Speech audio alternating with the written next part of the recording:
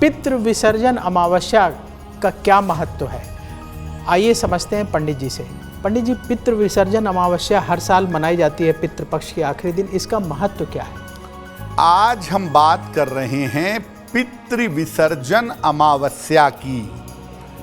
क्या होती है पितृ विसर्जन अमावस्या, पहले ये समझते हैं। देखिए, आश्विन मास के कृष्ण पक्ष का संबंध पितरों से होता है और आश्विन कृष्ण पक्ष की अमावस्या को पितृ विसर्जन अमावस्या या सर्वपितृ अमावस्या कहा जाता है। इस दिन धरती पर आए हुए पितरों को याद करके उनकी विदाई की जाती है और पितरों की विदाई करने के बाद पितृ अपने सूक्ष्म पितृलोक में चले जाते हैं।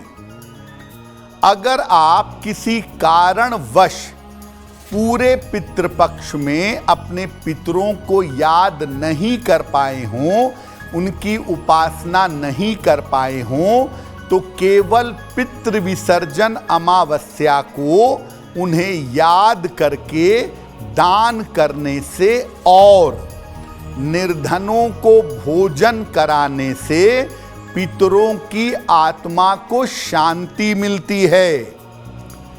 पितृ विसर्जन अमावस्या पर जो आप दान करते हैं, उस दान का फल अमोघ होता है। उस दान से बहुत सारा पुण्य और पितरों की कृपा प्राप्त होती है। पितृ विसर्जन अमावस्या पर अगर आप उपाय करें तो राहु से संबंधित बाधाओं से आप आसानी से मुक्ति पा सकते हैं। कल यानी 2 अक्टूबर को पितृ विसर्जन अमावस्या है। इस दिन पितरों की उपासना की जाएगी और पितरों की आत्मा की शांति के लिए यथाशक्ति दान और धर्म का पालन किया जाएगा। पितृ विसर्जन अमावस्या के दिन पितरों की विदाई आप कैसे करें, किन बातों का ख्याल रखें, पंडित जी से समझते हैं। पंडित जी, ऐसा माना जाता है कि पितृ विसर्जन अमावस्या के दिन पितृलोग जो धरती पर आते हैं वो लौट जाते हैं, तो पितरों की विदाई कैसे करनी चाहिए, किन बातों का विशेष ख्याल रखना चाहिए?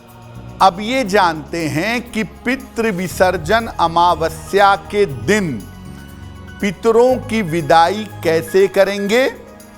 देखिए, जब पितरों के देहांत की तिथि अज्ञात हो, पितरों के देहांत की तिथि का पता ना हो, तब पितरों की शांति के लिए पितृ विसर्जन अमावस्या पर श्राद्ध करने का नियम है।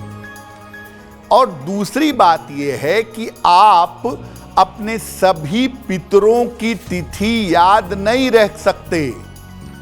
ऐसी दशा में जिन पितरों की तिथि आपको पता नहीं है और उसके पूर्व के भी जो पितृ हैं, उनके लिए भी पितृ विसर्जन अमावस्या को श्राद्ध करना चाहिए। पितृ विसर्जन अमावस्या पर किसी सात्विक और विद्वान ब्राह्मण को घर पर निमंत्रित करें और उनसे भोजन करने के लिए और आशीर्वाद देने के लिए प्रार्थना करें। स्नान करके शुद्ध मन से भोजन बनाएं। भोजन सात्विक हो, प्याज लहसुन ना हो और भोजन में खीर पूड़ी का होना आवश्यक है।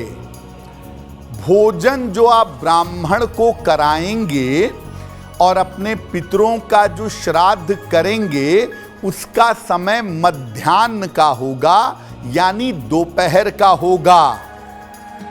ब्राह्मण को भोजन कराने के पहले पंच बलि दें, यानी भोजन को 5 हिस्सों में निकालें। चींटी, गाय, कुत्ता, देवता और कौए के लिए 5 जगह भोजन निकालें, पंच बलि करें। इसके बाद पूर्वजों के नाम से हवन करें। हवन करने के बाद श्रद्धा पूर्वक ब्राह्मण को भोजन कराएं, उनका तिलक करें, दक्षिणा दे करके उनको विदा करें और बाद में घर के सभी सदस्य एक साथ भोजन करें और पितरों की आत्मा की शांति के लिए प्रार्थना करें। एस्ट्रो तक ऐप पर आपको मिलेगा भविष्य से जुड़े हर सवाल का जवाब।